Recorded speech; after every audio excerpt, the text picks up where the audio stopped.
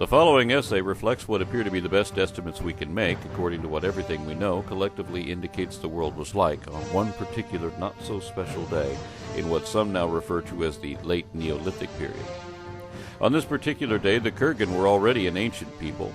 They were a Proto-Indo-European culture, a link between the Dravidians, the Aryans, and the Barbarians of Europe. They are said to be among the first people to domesticate the horse. On this day, they live in several fortified towns in the steppes of what would later become Russia.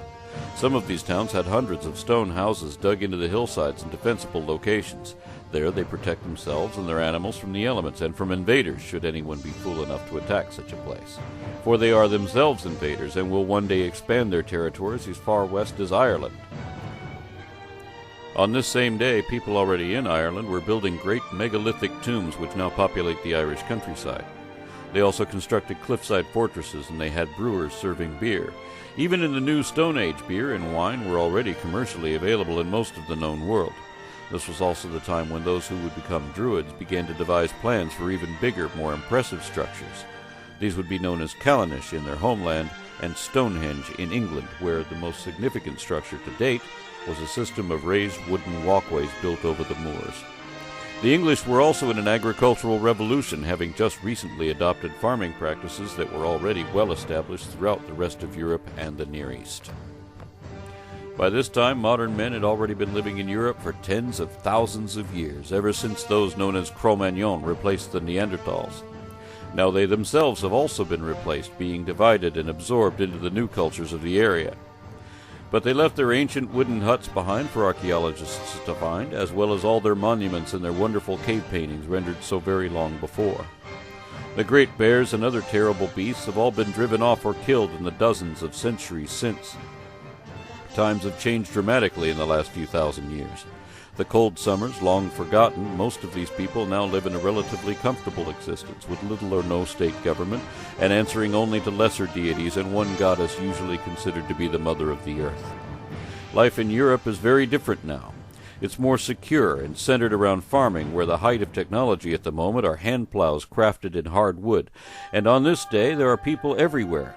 Some still living in caves in Italy and in Greece, but not living like cavemen, since they're already farming and making beautiful ceramics and already developing unique, colorful societies. By this time there were also longhouses and lodges erected from Poland through Scandinavia and the British Isles. There are even religious temples like this mysterious and already ancient underground necropolis discovered on the island of Malta.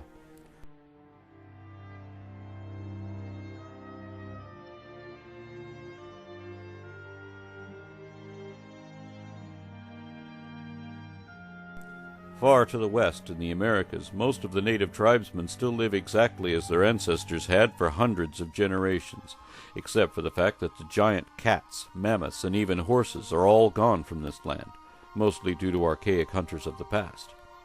The newer tribes are hunting smaller game and hunting less of it. In the northern places, they usually fish or gather nuts and fruits to eat, and they still live in the most primitive of thatched huts. They will build great cities here one day, some of which the white men will never see. But having been cut off from the rest of the world for the last 4,000 years or so, their technological development will consequently be a bit behind that of many other nations.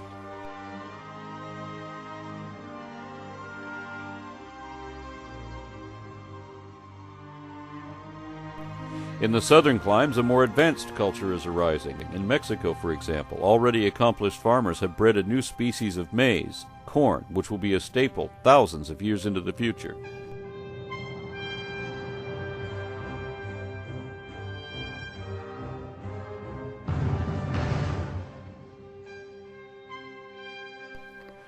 On this same day, far beyond the edge of Alaska from whence the Asian ancestors of the Americas came, there is an island off the still bitterly cold shores of Kamchatka. And on this island are the very last survivors of what were once man's favorite prey, the magnificent woolly mammoths.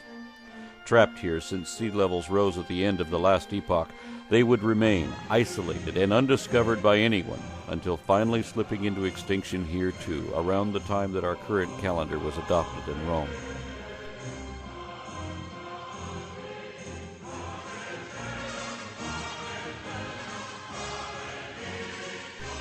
To the south, Japanese craftsmen have already been making their beautiful Jomen pottery for 6,000 years, inspired by the original Chinese craftsmen who have been doing it even longer. These cultures are closely related to the ancestors of the American tribesmen, but the ways of the Old World have exceeded those of the New, largely because of the early adoption of agriculture and, of course, international trade.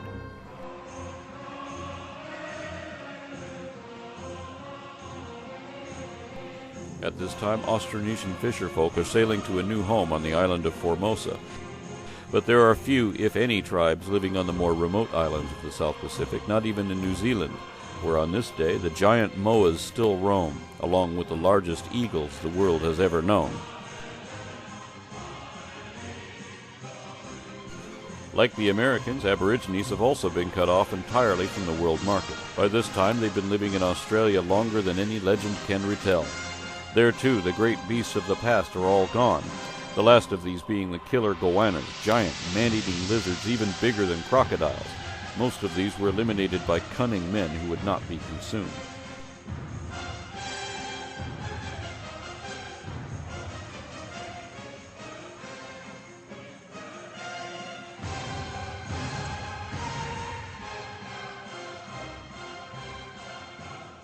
The Pithecanthropus people of southern Asia were completely forgotten ages ago, either driven to extinction or absorbed into a new and rapidly growing family of men. Other races, like the island hobbits of Indonesia, may be gone by now too, and are perhaps only barely remembered in a dwindling few legends. India's legends, however, will stand the tests of time. On this day, the Aryan and Hindu cultures are still very closely related, sharing much of their language and tradition. Their writing at this point has been limited to pictographs and petroglyphs, something they've been doing for many centuries. But now they're also composing and rehearsing the first drafts of the legendary oral traditions that will be forever known as the Rig Veda, the foundation of Hinduism, the world's oldest extant religion.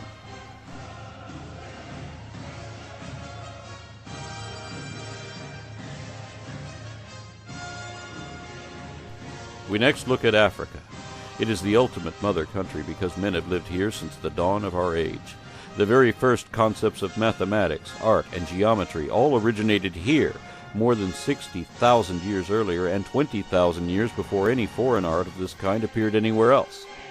But on this day, there are well-established villages and towns of many different ancient cultures, some of whom are already using multi-oared barges to ship their goods to market in the town of Nakada, where there is an official form of government. There, men are ruled not by tribal chieftains, but by kings.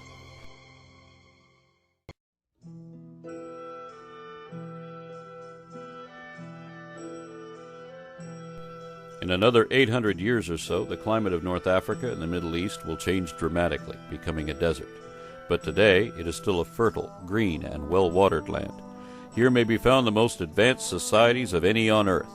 In Syria, they operate the first large-scale commercial bakeries, and far out in Arabian pastures, the Ubaides, a Semitic people, are establishing a settlement that will become the city of Ur. Here there are complex political systems and city-states forming along the banks of the Tigris-Euphrates, and these people have set about building the most amazing cities of the ancient world, complete with enormous towers in honor of the elder gods like Marduk and Inanna. The Ubaidan people manufacture pottery like everyone did in that day, but they also drained marshes, built dikes, and ran a system of irrigation trenches from the rivers.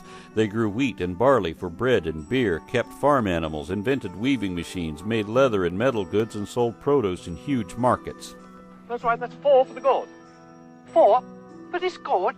4? Look at it, it's worth 10 if it's worth a shekel. All right, all right. Most people elsewhere in the world had a few pets and livestock by this point, but there were as yet not many domestic cattle breeds other than goats. The ancestors of all the modern domestic bovines, at least in the West, were a large, wild, and dangerous free-roaming beast known as the aurochs, Bos primigenus, the original bull. These would initially be kept as fighting animals for gladiatorial contests and the subject of legend. But eventually, the mighty aurochs would be bred into a smaller, much milder mammal, one which would then flower into the several different breeds of modern ranch cattle. Sadly, the last of the once mighty parent species would eventually die in captivity in the year 1627. But on this day, one of the few places one could find aurochs in captivity was Jericho, the most ancient city known to man. By this time, the city of Jericho had already been a continuously inhabited settlement for some 3,000 years. This was the birthplace of the selective breeding practices that turned the terrible aurochs into Bessie the dairy cow, and this was the place that cultivated new species of wheat, which would soon become the primary staple of every major culture around the world.